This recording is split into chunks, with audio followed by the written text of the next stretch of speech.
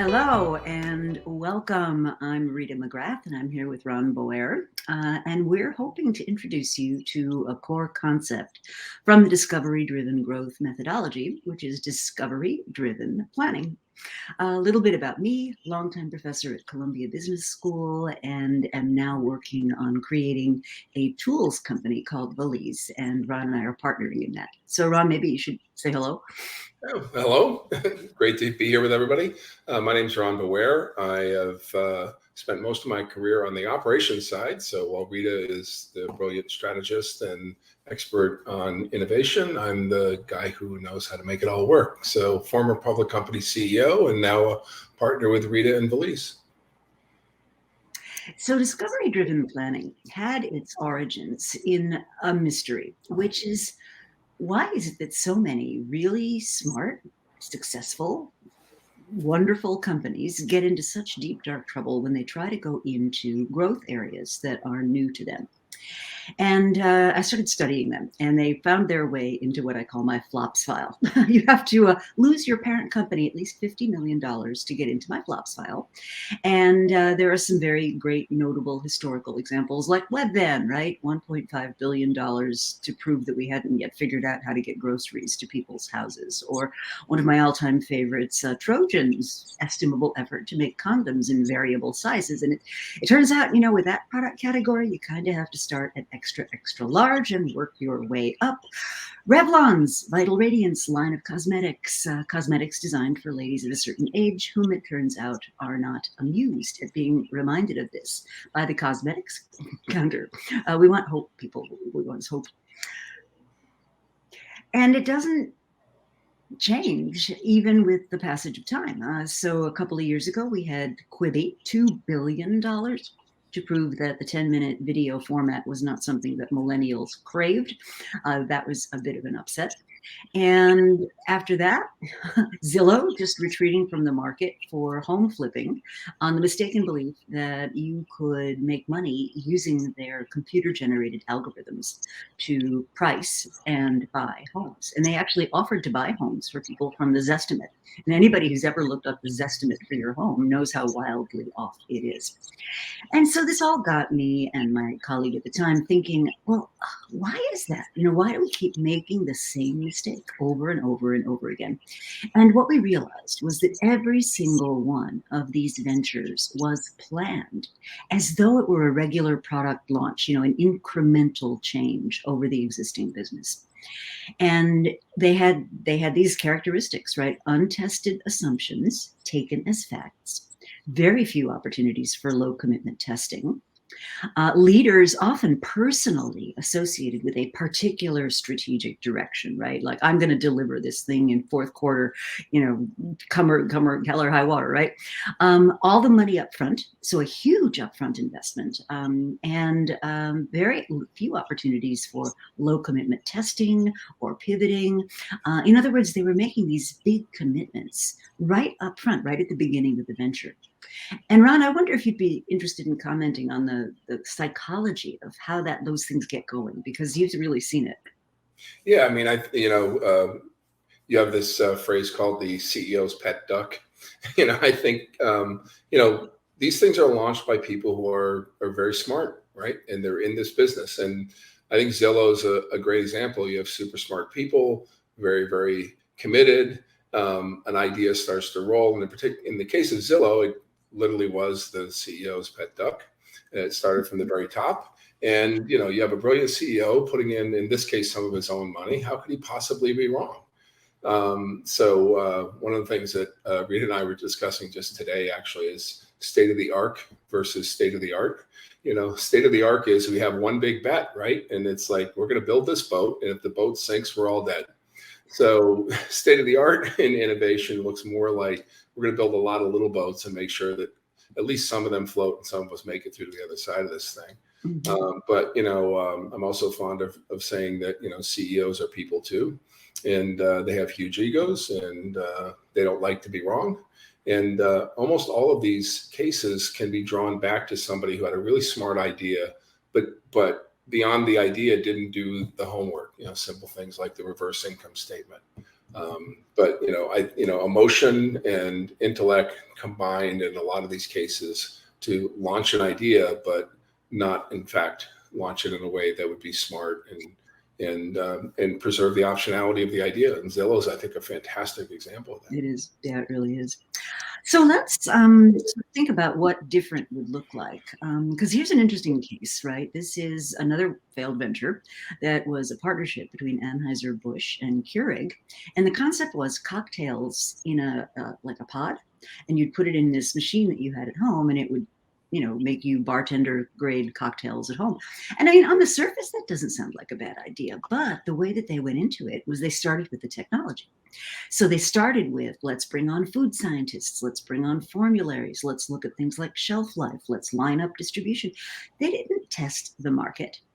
Meanwhile, in this same space, a scrappy startup called Bartesian has been conserving its resources. You put your own alcohol into the at-home bartender thing. They really focus on the flavorings and the accompaniments to the cocktails, and they're growing like gangbusters. But they've been doing it for a few years now, and they've kept their outlay very low. They've really experimented with the market. They've really done a great job of testing and learning, and it looks to me as though they may be capturing some of that market that DrinkWorks was going after, because they did it in a much smarter way. So this brings me to a core issue in discovery-driven planning, which is something I call the assumption to knowledge ratio. And when you're starting off in a new area, you have a mountain of assumptions that you're making relative to knowledge that you have.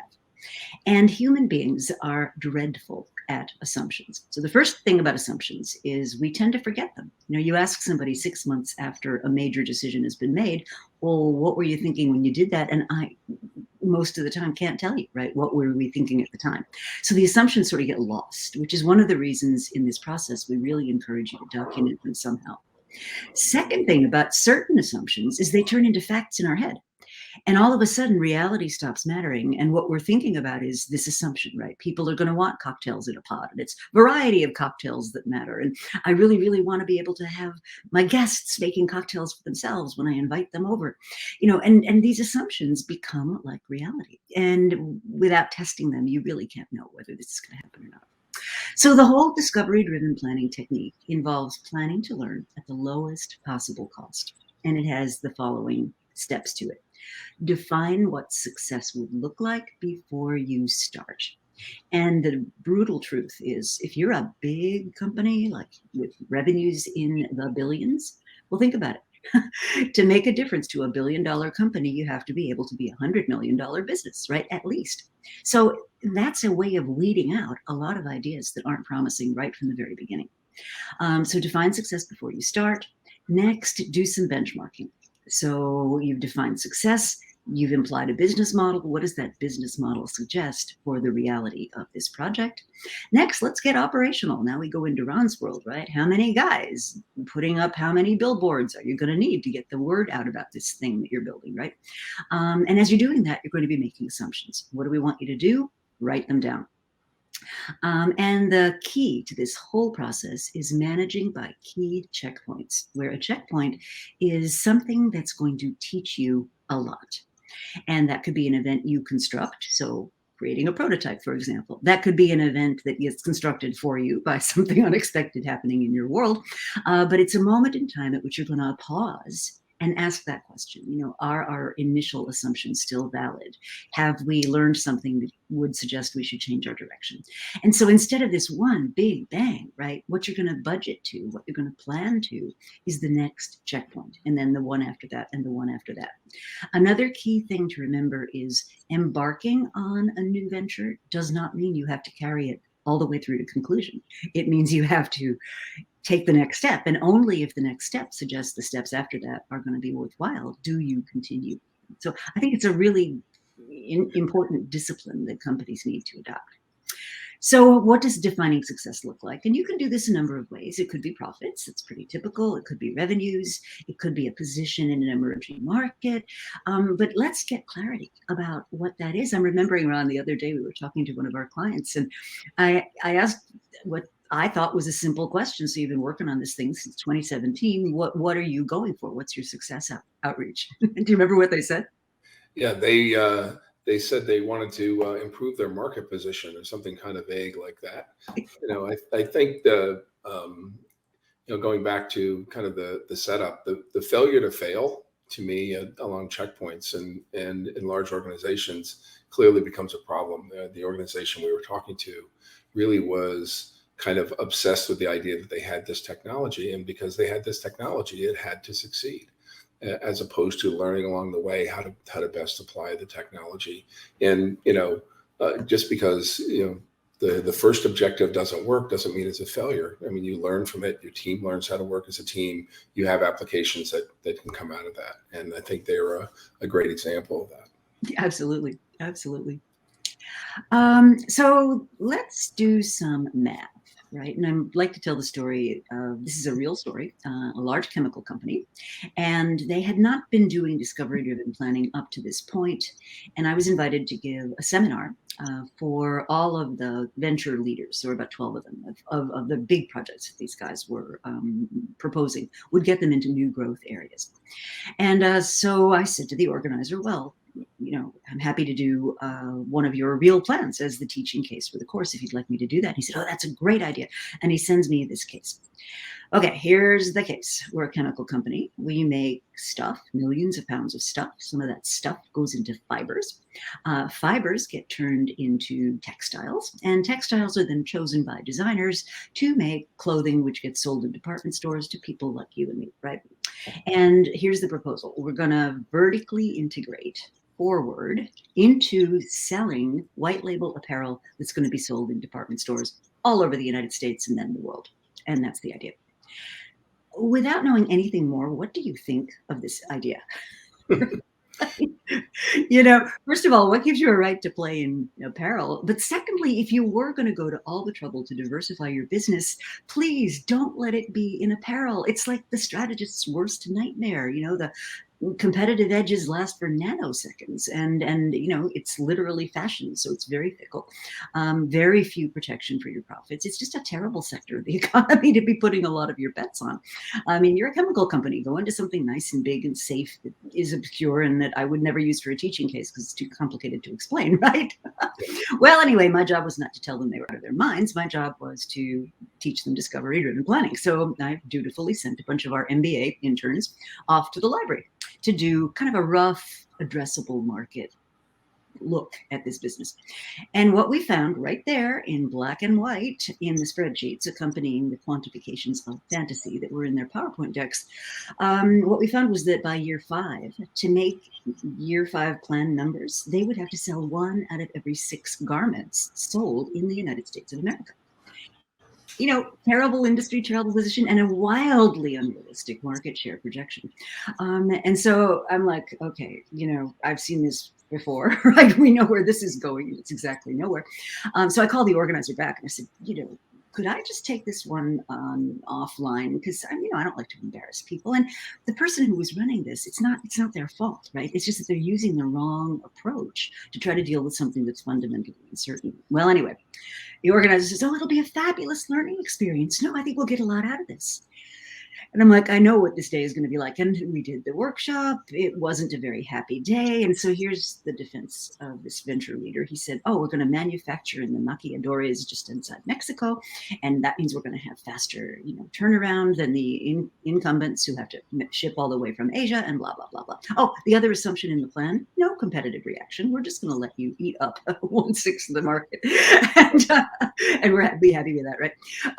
Anyway, so they launched the venture. They actually went through with it. It was on market for about 6 months before not only did they realize they didn't know what they were doing in this business, but secondly, all those people up that value chain, they were all customers who were not amused at this company going into competition with them. The bigger problem, and I wish I'd been more skilled because, I would have shut it down for them at a fraction of the money that they lost on it. It would have been a really much better experience. But that's the kind of powerful insight that comes when you really force yourself to adopt this discipline. So we've defined success. The next thing we want to do is define our business model. And a business model can be described in a very complicated way. I like to keep it really simple, which is, what's your unit of business? What are you selling? What are you getting paid to do? And what is the set of activities around that? How do you deliver it? Right. And if I think of business model innovation, right, those are often the more powerful innovations that we've seen, in history. Michael Dell, for example, basically invented this idea, like, instead of making stuff and hope people buy it, why don't we have people buy it first and then we'll make what they want, right? I mean, revolutionary concept. I mean, there was a period there where you could not make it through the halls of the Columbia Business School without tripping over cases of Bidell, right? So they taught it in operations, they taught it in finance, they taught it in marketing. It was such a revolution because he really invented this brand new business model. And it was great for a while. And then everybody else said, that's a really good idea. Why don't we get the orders first and then we'll make what customers want? But it was a very, very powerful idea for a very long time. And I think that's what you want to be thinking about. It's a document we call the reverse income statement that will, allow you to determine the reality of this business. So to illustrate the power of a reverse income statement, let's use an actual case. The case is about the Tego adventure bag. And this is an entrepreneur, Parker Thompson, who came up with this idea after finding himself very frustrated that the existing toolbox options on the market really weren't flexible enough to accommodate what a lot of his customers were reporting that he wanted. So think of it like almost a small suitcase with the compartments that zip and snap together. And the video will show you all about that. So let's have a look at it.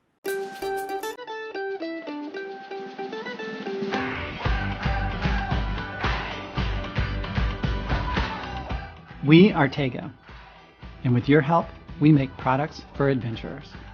This is the best one yet. On Kickstarter, you said, I love this idea, and I need to organize my technology doodads, my bike tools, my dog toys, my art supplies, and my horse's makeup, but there's no bag designed for me and my stuff.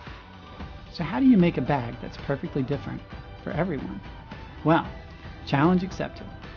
Introducing the Tego Adventure Kit, the world's first bag designed by you, for you. What does that mean?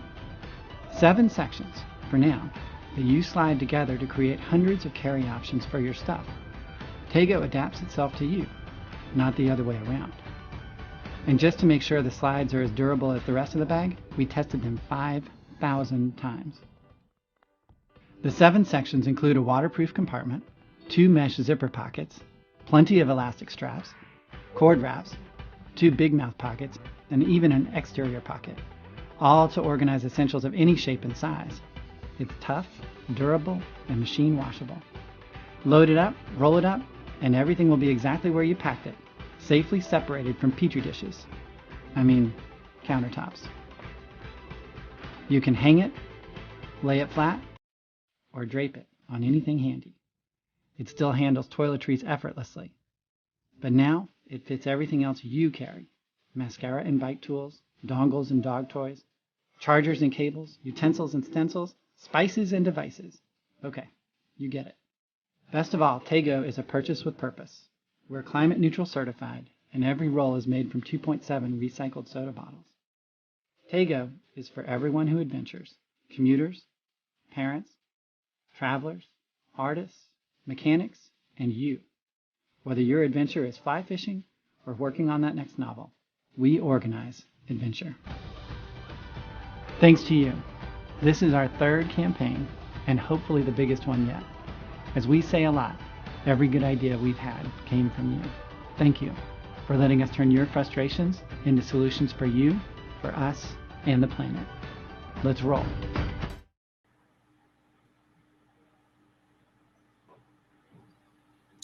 Okay, so what you've seen now is an actual project. It's up on Kickstarter. You can check it out right now. And I thought it would be a great way of simply learning about the discovery-driven planning methodology. So as you know, we start with what success would have to look like. I have no idea what Parker Thompson thinks he's going to be able to pull out of this business. But just to keep the math simple, let's say at the end of the day, if I could make $100,000 selling these flexible toolkits, I would be a happy camper. That's my definition of success. Now, ideally, what we're going to do now is work backward and say, okay, if $100,000 is my required profits, what does my revenue profile need to be? Well, to get an intelligent idea about that, what I would want is a comparable, right? So what kind of profits does a company something like that make? And so I looked around and I found Tubi. And you all know Tubi. Tubi boomed and boomed when the airlines started charging people to check their bags, and haven't done so well since the pandemic got everybody out of the sky. But in their good years, they were earning about 20% profit margin. So just doing the math, that tells you our little business has to generate at least $500,000 in revenue to produce the profits that we would like. Now what we can start to do is fill out the rest of the discovery-driven plan by documenting our assumptions. So what we've done is we've defined success. We've done a little comparables looking at Toomey. And now we're going to get into what we call the operations specification, which is, let's go from thought land to some kind of reality. So the first thing we need to figure out is, well, how many do we have to sell? And in this case, we have it kind of easy because the price is right there on Kickstarter. So I know exactly what the number is he's going for. It's $69. It says we have to sell just north of 7,000 of these things. How are people going to find out about it? Well, let's say it's got to be $3 for advertising and marketing. Assuming you're not assembling these in your bedroom, you're going to need some real estate. You're going to have to make them, and that's probably the biggest part of the cost profile. It's going to cost you $5 a pop to distribute them because FedEx is not a charity. 2 people, maybe, to sell 7,000 things over the course of a year. And you'd be asking yourself, what other questions should we be asking?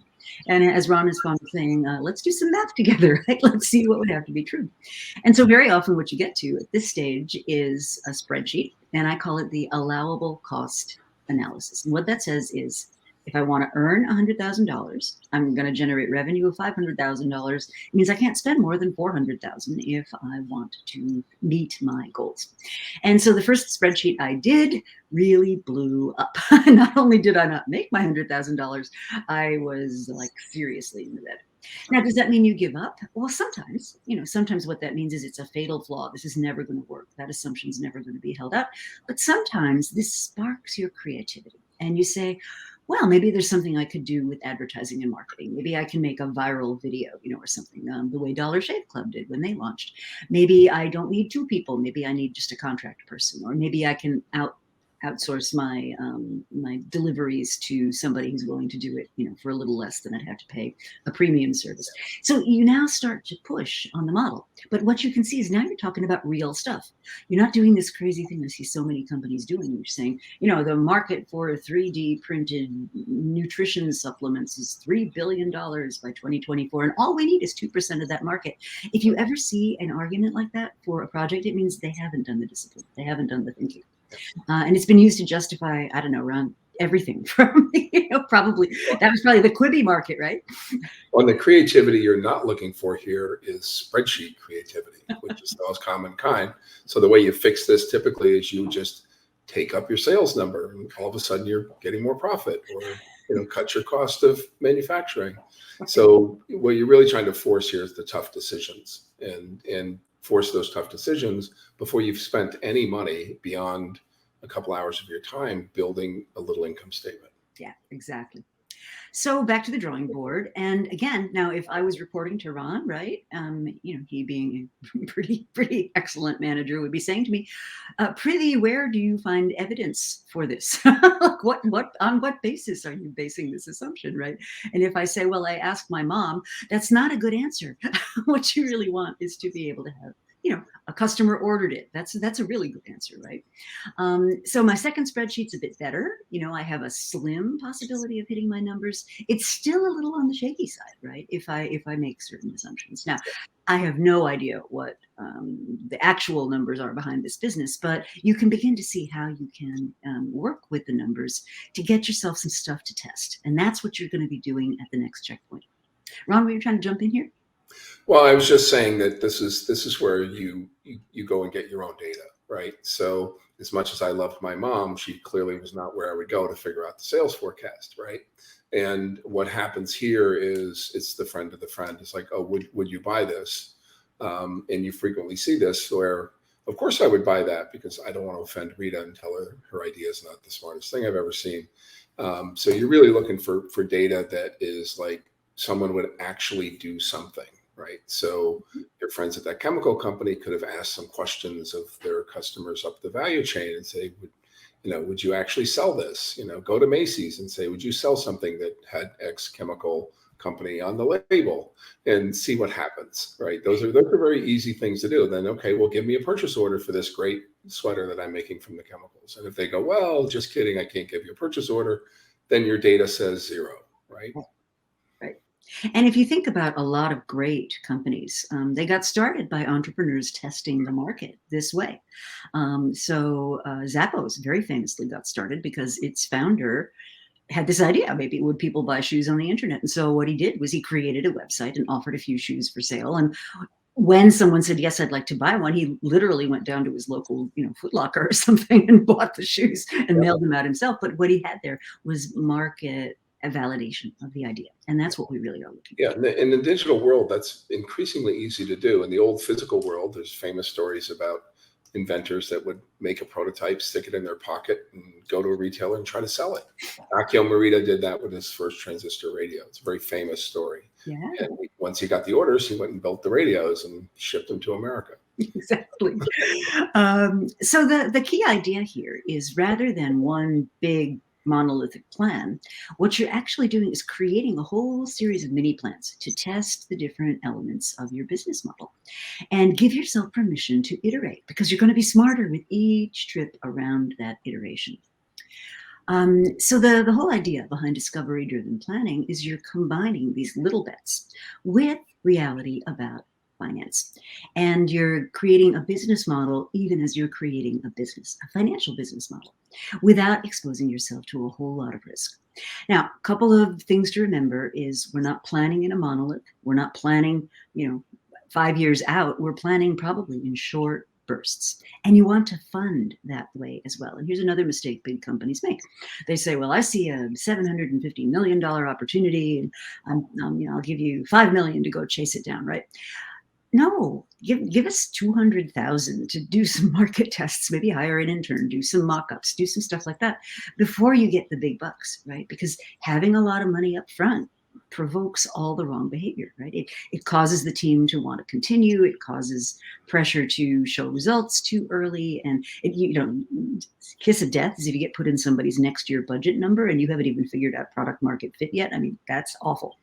So the whole idea behind discovery-driven planning is that as your range of assumptions gets narrower, because you're learning, you've discarded some ideas that you once thought would be fantastic, you can allow your budget to increase. And that's the relationship we're really encouraging you to maintain. What you don't want is all the money up front, a huge project team, a 5-year launch date.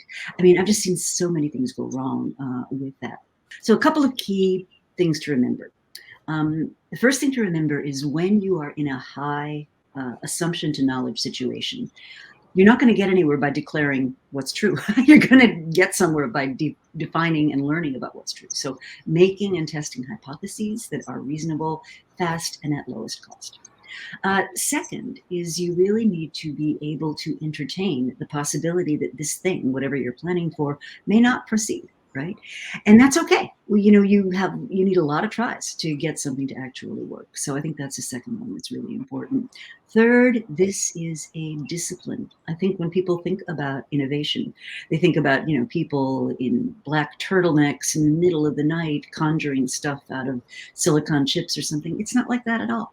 It's very, very disciplined. It's not what you would do in your core business. Fourth, you really want to be thinking about a learning plan, right? Which is, what are the checkpoints we're going after? At which checkpoint are we going to test what assumption? And what's our budget per checkpoint? And so if your CFO or somebody wants to know, what did you do with all the money? You've now got the ability to show them and say, hey, I did 45 customer interviews. I tested 17 assumptions. I ruled out, 12 possible alternative expressions of this thing. And you've now got some evidence of learning, and that's what you want. And I think it's important to remember that metrics are different in this space as well. You're using different measurements. And finally, and lastly, you want to fail, but if you're going to fail fast, fail cheap, and do it at lowest possible cost. And I would say the critical points from the leadership and operational standpoint is start with the ideas of you think, but you don't know. And that's incredibly hard in a large corporation. We see it almost every day. Someone invents some science or they have a business model and they fall in love with that model. And they're committed to that model without going through the whole the process of truly being kind of truthful to themselves. So leadership starts with being truthful to yourselves and your capability. The other thing that we see in large corporations frequently is failure is not an option. That movie Apollo 13, that those clips keep getting played in large corporations. Failure is an option if you have the understanding that you're going to learn from it and you're going to use optionality. So not everything's going to be a Manhattan Project. Not everything's going to be a big bang. Not everything's going to be building the ark because it's the only way we're going to save the population. There are many, many ways to get to success. And in good leadership here, great leadership looks like creating an environment where failure is an option. It's a learning opportunity, and you celebrate the learnings that come out of the failure, and that helps you build the process and build the team. Mm-hmm. So thank you, everyone. I wish you the best of luck getting to that next checkpoint and learning a lot. Thanks, everybody.